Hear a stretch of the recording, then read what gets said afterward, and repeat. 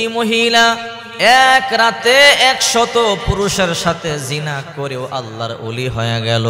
ওই মহিলার কি এমন আমল ছিল শুনলে আশ্চর্য হয়ে যাবেন। এক রাতে 100 পুরুষের সাথে জিনা করেছে, তারপর আল্লাহর ওলি হয়ে গেল। ওই মহিলার একটা বদ অভ্যাস ছিল, টাকার বিনিময়ে পুরুষের সাথে দেহ ব্যবসা করত। হাজার হাজার পুরুষ টাকা দিয়া তার সাথে এনজয় করত, জিনা করত, মনের খায়েশ মিটাইত।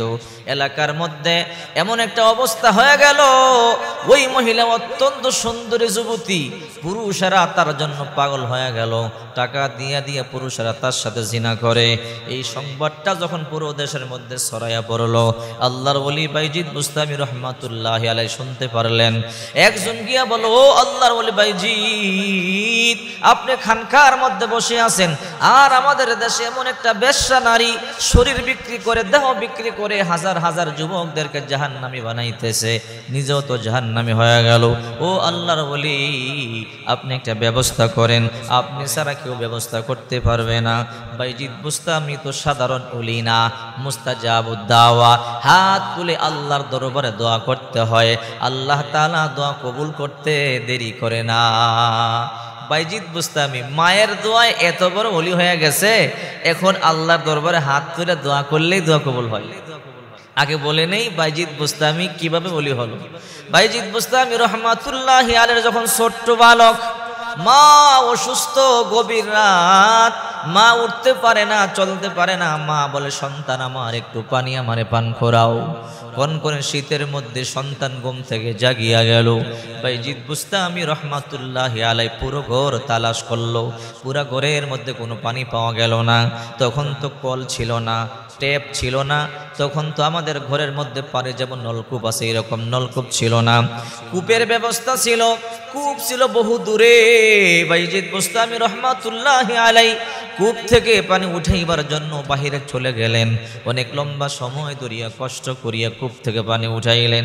বাইজিদ বুস্তামি রহমাতুল্লাহি আলাইহি ছোট্ট বালক পানি উঠাইয়া যখন মায়ের কাছে আসলেন, একটু দেরি হয়ে গেল। এসে দেখে মা ঘুমায়া গেল।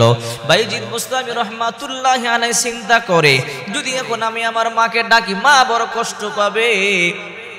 না না, মাকে এখন ডাকা যাবে না, কাঁচা ঘুম মায়ের ভাঙ্গানো যাবে না, মাকে কষ্ট দেওয়া যাবে না। তাই বাইজিদ বুস্তামি রহমাতুল্লাহি আলাইহি গ্লাস নিয়ে মায়ের মাথার কাছে দাঁড়াইয়া আছে। গভীর রাত, কনকনে শীত, মায়ের কিন্তু ঘুম ভাঙলো না। সারা রাত মা ঘুমাইলো। ফজরের আজান যখন শুরু হয়ে গেল, আজানের আওয়াজ শুনিয়ে মায়ের ঘুম ভাঙিয়া গেল। ঘুম থেকে জাগিয়ে দেখে কলিজা টুকরা ছোট্ট বাইজিদ পানির গ্লাস নিয়ে দাঁড়াইয়া রইল। কনকনে শীতের জন্য সন্তানটা কাঁপা শুরু করে দিল। মা বুঝতে বাকি নাই, সেই সন্ধ্যা রাতের সন্তানের কাছে আমি পানি চাইলাম, সন্তান পানি দিতে পারে নাই, ঘরের মধ্যে কোনো পানি নাই। পানি আনবার জন্য কূপের পাশে গেল, কূপ থেকে পানি উঠাইয়া মনে হয় সন্তান আর ঘুমায় নাই। মা ডেকে বলে, কিরে বাইজি, সন্তান আমার, সেই সন্ধ্যা রাত্রে পানি চাইলাম, ঘরে পানি ছিল না, কূপে গেলা পানি উঠাইবার জন্য, পানি আনিয়া কি আর ঘুমাও নাই? বলে, মা না, আর ঘুমাই নাই। মা তাকাইয়া দেখে সন্তান কাঁপতেছে। মা সন্তানকে বুকের মধ্যে জড়াইয়া ধরছে। মা সন্তানকে বুকের মধ্যে জড়াইয়া ধরিয়ে বলে, আল্লাহ, আমার সন্তানটা আমারে কত ভালোবাসে তুমি ভালো করিয়া জানো। ও আল্লাহ, তুমি না বলেছো মা দোয়া করলে দোয়া কবুল করো, আমার সন্তানটাকে জমানার সবচেয়ে বড় ওলি বানাইয়া দাও। মা দোয়া করেছে, মায়ের দোয়ায় বাইজিদ বুস্তামি রহমাতুল্লাহি আলাইহি জমানার সবচেয়ে বড় ওলি হয়ে গেছে। এই জন্য বিশ্বনবী মুহাম্মদুর রাসূলুল্লাহ সাল্লাল্লাহু আলাইহি ওয়াসাল্লাম বলেন, সালাসু দাওয়াতিন মুস্তাজাবাতুন লা শাক্কা ফীহিন্না, তিন ব্যক্তির দোয়ার মধ্যে কোনো সন্দেহ নাই, আল্লাহর আর এই তিন ব্যক্তির মধ্যে কোনো পর্দা নাই। হাত তুলে দোয়া করতে দেরি হয়, আল্লাহ দোয়া কবুল করতে দেরি করে না। এক নাম্বার দাওয়াতুল ওয়ালিদি, পিতা মাতার দোয়া। যখন কোনো পিতা মাতা তার সন্তানের জন্য দোয়া করে, মুহূর্তের মধ্যে কবুল হয়। ও দাওয়াতুল মুসাফিরি, মুসাফিরের দোয়া। মুসাফির যখন হাত তুলিয়া দোয়া করে, আল্লাহ মুহূর্তের মধ্যে কবুল করিয়া নেয়। ও দাওয়াতুল মাজলুমি, মাজলুমের দোয়া। মজলুম যখন হাত তুলে দোয়া করে, আল্লাহ মুহূর্তের মধ্যে দোয়া কবুল করে নেয়। বাইজিদ বুস্তামি এত বড় ওলি হয়ে গেছে, মা দোয়া করেছে, এখন মুস্তাজাবুদ দাওয়া হয়ে গেছে। আল্লাহর দরবারে হাত তুলে দোয়া করলে আল্লাহ তাআলা দোয়া কবুল ভুল করে। এলাকার লোকেরা সবাই গেল, ও আল্লাহর ওলি, আপনি খানকার মধ্যে বসে আছেন, আর আমাদের দেশে একজন বেশ্যা নারী যুবকদেরকে জাহান্নামী বানাইতেছে, টাকার বিনিময়ে সতীত্ব বিক্রি করে করে জিনা করতেছে, যুবকেরা নষ্ট হয়ে যাইতেছে। ও আল্লাহর ওলি, কেউ বাধা দেয় না, আপনি একটু আসেন। বাইজিদ বুস্তামি রহমাতুল্লাহ আলাইহি বললেন, তাই নাকি? বলে হ্যাঁ। যাও, তোমরা টেনশন করবা না, আজকে রাত্রে আমি যাব, আজকে রাত্রে গিয়ে আমি একটা ব্যবস্থা করব। বাইজিদ বুস্তামি রহমাতুল্লাহি আলাইহি যখন রাত হয়ে গেল, হাঁটি হাঁটি পা পা করে একা একা বেশ্যার বাড়ির সামনে আসলো। এসে দেখে শত শত যুবকেরা ভিড় ধরে আছে, সিরিয়াল ধরে আছে, সিরিয়াল ধরে ধরে বেশ্যার সাথে সাক্ষাৎ করবে, আনন্দ করবে, ফুর্তি করবে। বাইজিদ বুস্তামি রহমাতুল্লাহ আলাইহি গিয়ে বলল, হে ভাই, তোমরা সবাই চলে যাও। সবাই আশ্চর্য হয়ে গেল, এত বড় আল্লাহর ওলি এখানে কেন আসলো? মাথার মধ্যে টুপি, মাথার মধ্যে লম্বা পাগড়ি, মুখের মধ্যে দাড়ি, দেহের মধ্যে লম্বা জুব্বা। এই আল্লাহর ওলিকে সবাই চেনে। ও আল্লাহর ওলি বাইজিদ বুস্তামি, আপনি এই বেশ্যার বাড়িতে কেন আসলেন? বাইজিদ বুস্তামি রহমাতুল্লাহ আলাইহি বলে, আমার কাজ আছে। বলে, আল্লাহর ওলি এখানে তো ভালো মানুষ আসে না, খারাপ মানুষ আসে। বাইজিদ বুস্তামি বলল, তোমরা কোনো কথা বলবা না, আমাকে আমার কাজ করতে দাও, তোমরা সবাই চলে যাও। আর মহিলাকে বললেন, ও মহিলা, সবাই যত টাকা দিবে সারা রাত্রের জন্য তোমাকে আমি কিনতে চাই, সারা রাত আমাকে সময় দিবা, যত টাকা লাগে তোমাকে আমি দিব। বাইজিদ বুস্তামিকে দেখিয়ে সবাই চলে গেল। এত বড় আল্লাহর ওলি আসছে, আল্লাহর ওলির সামনে আমরা থাকতে পারবো না। এবার বাইজিদ বুস্তামি বেশ্যারে বলো, ও বেশ্যা, তোমার লোক তো সবাই চলে গেল, আর সারা রাত তুমি সময় আমাকে দিবা, যত টাকা লাগে তোমাকে দেব। বেশ্যা বলল, ঠিক আছে, কোনো সমস্যা নাই, যেহেতু টাকা আমার দরকার, আপনি টাকা দিবেন, সারা রাত সময় আজকে আমি আপনারে দেব। বাইজিদ বুস্তামি রহমাতুল্লাহ আলাইহি বললেন, ঘরে ঢুকতে পারি? বলে হ্যাঁ, ঘরে ঢুকেন। বাইজিদ বুস্তামি ঘরে ঢুকলেন। ঘরে ঢুকার পরে বাইজিদ বুস্তামি ওই দিকে ফিরে রইলেন, আর মহিলা ঘরের মধ্যে ঢুকার পরে বলে, বাইজিদ, আপনার যা ইচ্ছে মনে চায় তা আপনি করতে পারেন, এখানে মানুষ আনন্দের জন্য আসে, এখানে মানুষ ফুর্তির জন্য আসে, মনের খায়েশ মিটাইবার জন্য আসে। বাইজিদ বুস্তামি বলে, ভন, ও আল্লাহর বান্দি, আজকে রাতটা কিন্তু আমি তোমারে কিনছি। বলে হ্যাঁ, তা তো জানি। ও বান্দি, আমি যা বলবো তা কিন্তু তোমাকে শুনতে হবে। ওই আল্লাহর বান্দি বলে, ও আল্লাহর ওলি বাইজিদ, আপনি যা বলবেন আমি তাই শুনতে রাজি আছি। আল্লাহর ওলি বলে, ও বোন, যা মানুষ তোমার কাছে যে কাজের জন্য আসে, আমি তোমার কাছে সে কাজের জন্য আসি নাই, আমি একটা ভিন্ন কাজের জন্য এসেছি। ওই মহিলা বলে, আবার কি ভিন্ন কাজ? এখানেও তো একটাই কাজ, মনোরঞ্জন করবার জন্য আসে, আনন্দ করবার জন্য আসে, ফুর্তি করবার জন্য আসে, আপনি আবার এখানে কেন আসলেন? বলে, আমার ভিন্ন একটা কাজ আছে। ভিন্ন কি কাজ? ও বোন, আমি যা বলবো তুমি তাই করবা কিনা বলো? বলে হ্যাঁ, তাই করব। যাও যাও, তুমি গোসল করে আসো। ওই মহিলা মনে করেছে, আমি তো অপবিত্র, অনেক পুরুষের সাথে আমি জিনা করেছি, মনে হয় বাইজিদ ঘৃণা করে, এই জন্য আমাকে পবিত্র হওয়ার জন্য বলতেছে। ঠিক আছে, আমি গেলাম গোসল করবার জন্যে। যেহেতু লম্বা সময় বাকি আছে, সারা রাতের জন্য কিনেছে, ওই মহিলা গোসল করবার জন্য কূপের পাশে চলে গেলেন। সুন্দর করিয়া গোসল করিয়া তোর গোলাপ মাখিয়ে চলে আসলেন। আয়েশা বলে, ও বাইজিদ, আমি গোসল করেছি, আমি পরিষ্কার হয়েছি, এবার তোমার আশা পূরণ করতে পারো। বাইজিদ বুস্তামি রহমাতুল্লাহ আলাইহি বলল, মা না, আরো কাজ আছে। বলে, কি কাজ?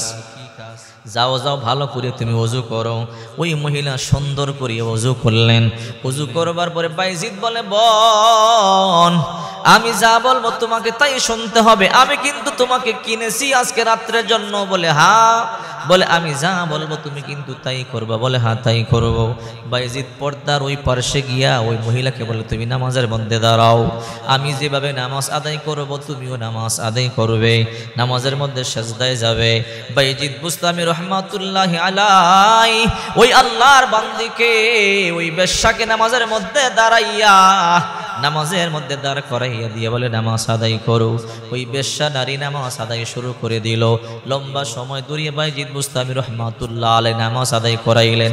ওই বেশ্যা যখন সাজদায় গেল, বাইজিদ সাজদায় গেল, বাইজিদ বুস্তামি গিয়ে বলে, আল্লাহ, আমার যতটুকুন ক্ষমতা ছিল আমি ততটুকুনি করেছি, তোমার বান্দিকে আমি খারাপ জায়গা থেকে তোমার কদমে পর্যন্ত এনেছি। ও আল্লাহ, হেদায়েতের মালিক তুমি, যদি তুমি তোমার বান্দাকে হেদায়েত না দাও দুনিয়ার কেউ দিতে পারবে না। আল্লাহ, তুমি তোমার বান্দাকে হেদায়েত দিয়ে দাও।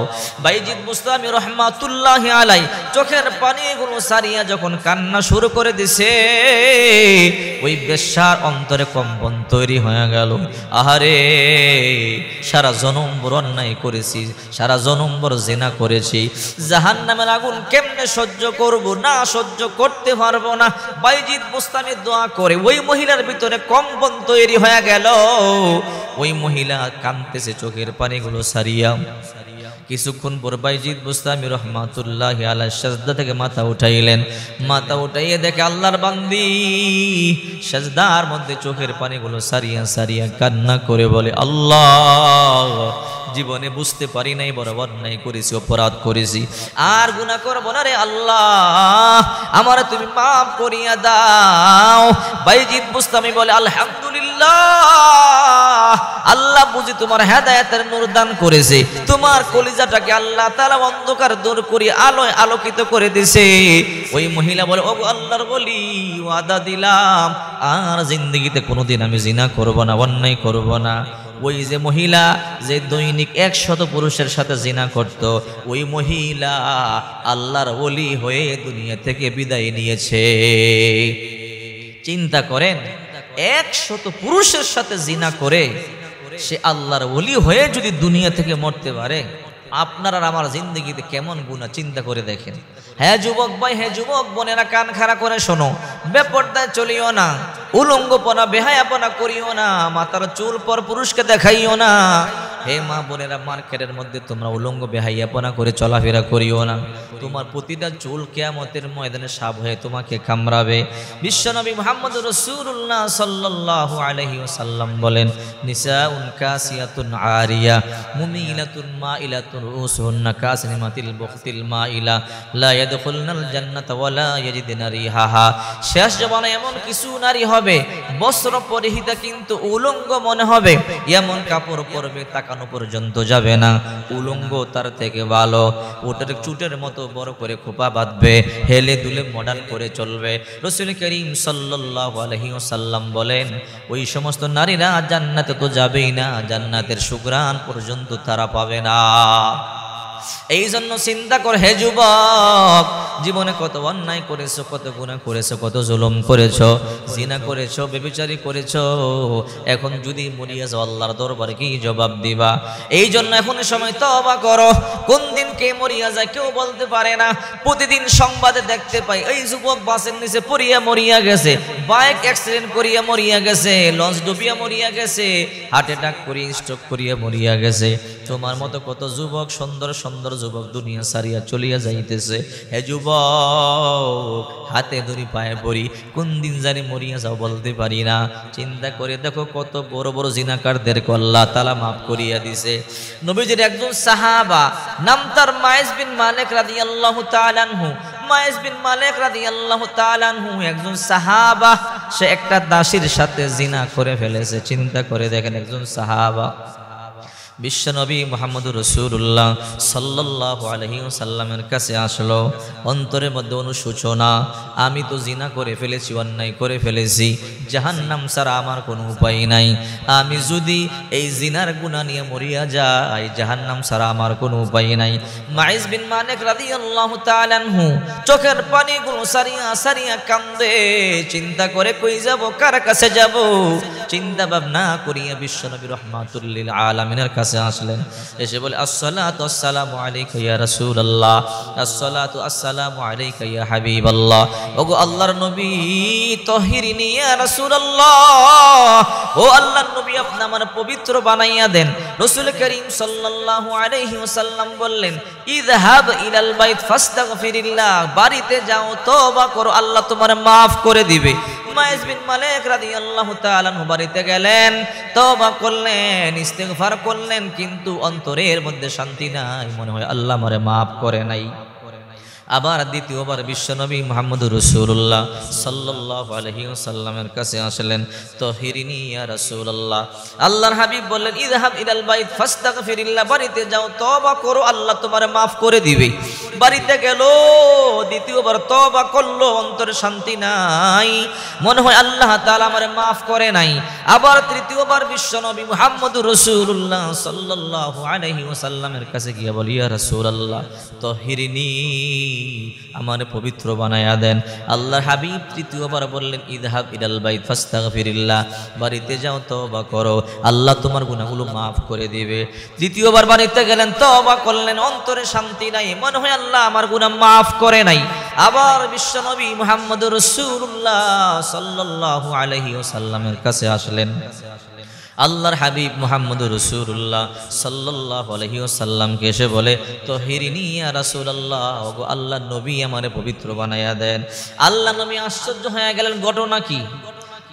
তিনবার পাঠাইলাম, বাড়িতে যাও তওবা করো, আল্লাহ তোমার গুনাহগুলোকে maaf করে দিবে, কিন্তু তারপরও আবারও আসলা, কারণটা কি? আহুয়া মাজনুন, বিশ্বনবী বললেন সে কি পাগল হয়ে গেল নাকি? ও সাহাবীরা, সে কি পাগল হয়ে গেল নাকি? আশারিবা খামরা, নাকি সে মদ পান করেছে? সাহাবায়ে কেরাম বলে ইয়া রাসূলুল্লাহ, না না, সে পাগল হয় নাই, মদ পান করে নাই, ও রাহমাতুল লিল আলামিন, সে ইচ্ছা করে আপনার কাছে আসলো। আল্লাহর হাবিব বলল তাহলে বলো তুমি কি করেছো, কি এমন অন্যায় করেছো? তখন সাহাবী বলে ইয়া রাসূলুল্লাহ, আমি বুঝতে পারি না, এই যৌন তাড়না, এ দাসীর সাথে জিনা করে ফেলেছি গো আল্লাহর বলি। ও রাহমাতুল লিল আলামিন, আপনি আমার বিচার করেন, এই পাপ নিয়ে আমি মরতে চাই না, আল্লাহর তৈরি জাহান্নামে আমি জ্বলতে পারবো না। বিশ্বনবী মুহাম্মদুর রাসূলুল্লাহ সাল্লাল্লাহু আলাইহি ওয়াসাল্লাম অবাক হয়ে গেলেন, এই সাহাবীর ঈমানটা কেমন, সে নিজে মৃত্যুর প্রায়শ্চিত্ত করতে আসতে পারে, তার ঈমানটা দেখে নবী অবাক হয়ে গেল। বিশ্বনবী মুহাম্মদুর রাসূলুল্লাহ সাল্লাল্লাহু আলাইহি ওয়াসাল্লাম বললেন, ও সাহাবীরা, মাটি খনন করো, বুক পর্যন্ত তাকে গাড়ো, রজম করো, পাথর মেরে মেরে তাকে শহীদ করে দাও, আল্লাহর জাহান্নাম থেকে তাকে মুক্তি দিয়ে দাও। সাহাবায়ে কেরাম গর্ত খনন করলেন, বুক পর্যন্ত গাড়লেন, বুক পর্যন্ত গাড়িয়া পাথর মারা শুরু করলেন, পাথর মেরে মেরে শহীদ করে দিলেন। হযরত খালিদ বিন ওলীদ রাদিয়াল্লাহু তাআলা আনহু যখন পাথর মারলেন, কিছু রক্ত ছিটে গায়ের মধ্যে আসলো, তখন রক্তে রঞ্জিত হয়ে গেল, একটু নাক ছিটকালেন। খালিদ বিন ওলীদ রাদিয়াল্লাহু তাআলা আনহু বললেন, এমন একটা জেনাকারের রক্ত আমার গায়ের মধ্যে লেগেছে। রাসূল করিম সাল্লাল্লাহু আলাইহি সাল্লাম বললেন, খালিদ তুমি কি বলেছো? বলে ইয়া রাসূলুল্লাহ, সে একজন জেনাকার, তার গায়ের রক্ত আমার গায়ে লেগেছে, আমার কাছে বড় খারাপ লেগেছে, আমার কাছে ঘৃণা লেগেছে, সে একটা জিনাকার। রাসূল করিম সাল্লাল্লাহু আলাইহি সাল্লাম বললেন, খালিদ তুমি তো জানো না, তার তওবা আল্লাহর দরবারে এতটাই পছন্দ হয়েছে, তার তওবা আল্লাহ এতটাই কবুল করেছে, যদি তার তওবা যদি গোটা মদিনাবাসী সবার মধ্যে বন্টন করে দেওয়া হতো, গোটা মদিনাবাসী সবাই বিনা হিসেবে আল্লাহর তৈরি জান্নাতে চলে যায়।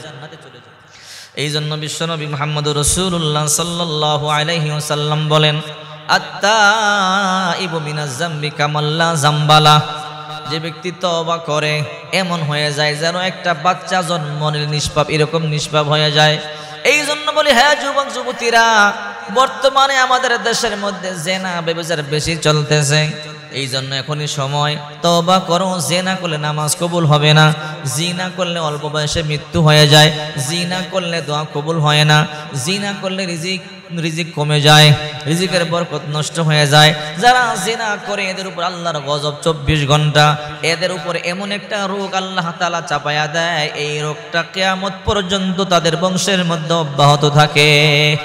এই জন্য বিশ্বনবী মুহাম্মদুর রাসূলুল্লাহ সাল্লাল্লাহু আলাইহি ওয়াসাল্লাম বলেন, কিছু সংখ্যক জিনাকার নারীর পেটের মধ্যে কিয়ামতের ময়দানে এবং পুরুষের পেটের মধ্যেও আল্লাহ তাআলা জিনার বাচ্চা দিয়ে দিবে, পুরুষের পেটের মধ্যেও দিবে, নারীর পেটের মধ্যেও দিবে। যারা দুনিয়ার মধ্যে জিনা করে, হাসরের ময়দানে ওই জিনাকারদের বাচ্চা যখন পেট ফুলে যাবে, বড় হয়ে যাবে, কলিজা কামড়াইতে থাকবে, কামড়াইতে থাকবে। জিনাকার নারী পুরুষগুলো চিৎকার করে বলবে, আল্লাহ তাড়াতাড়ি আমাদের বাচ্চা খালাস করেন, আমাদের কলিজা খেয়ে ফেলতেছে। আল্লাহ পাক রব্বুল আলামিন 5 জন ফেরেশতা পাঠাইয়া দিবে। 5 জন ফেরেশতা এসে 4 হাত পায়ে 4 জন ধরবে, লজ্জা স্থান দিয়ে একজন টানতে থাকবে।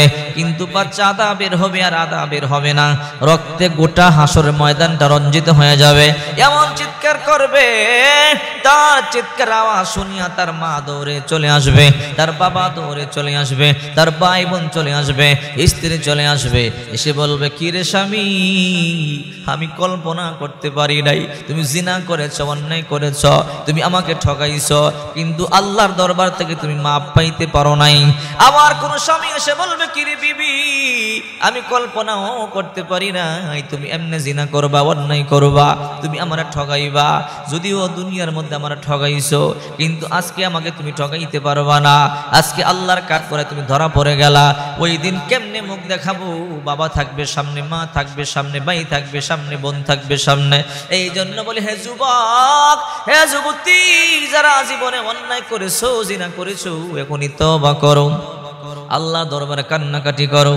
আল্লাহ পাক রব্বুল আলামিন বলেন ওয়ালা তাকরাবুজ জিনা ইন্নাহু কানা ফাহিশাতাও ওয়া সাআ সাবিলা।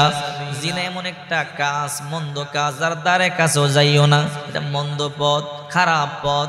কারণ বর্তমান জমানার মধ্যে সবচেয়ে বেশি জিনা পরকিয়া। এই জিনা পরকিয়ার জন্য সমাজের মধ্যে শান্তি নাই, পরিবারের মধ্যে শান্তি নাই, গড়ে ইনকামের মধ্যে বরকত নাই। যতদিন পর্যন্ত জিনা চলবে, পরকিয়া চলবে, আল্লাহর কসম তার সংসারে কোনোদিন বরকত হবে না। ইনকাম করলে কি হবে? বরকত হবে না। এই জন্য বিশ্বনবী মুহাম্মদুর রাসূলুল্লাহ সাল্লাল্লাহু আলাইহি ওয়াসাল্লাম বলেন, যে ব্যক্তি আমার সুন্নাহ মোতাবেক চলবে, আল্লাহ পাক রব্বুল আলামিন তার সংসারে শান্তি দান করবে, তার সংসারে বরকত দান করবে।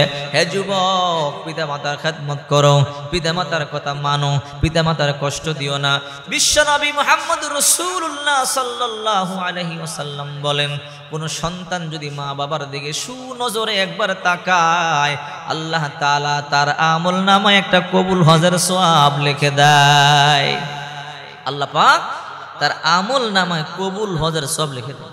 পিতা মাতার দিকে সুনজরে তাকাইলে এমন সন্তান আছে, মারে তো মা বলেও ডাকে না, বাবারে বাবা বলে ডাকে না, 10 বছর হয়ে গেছে।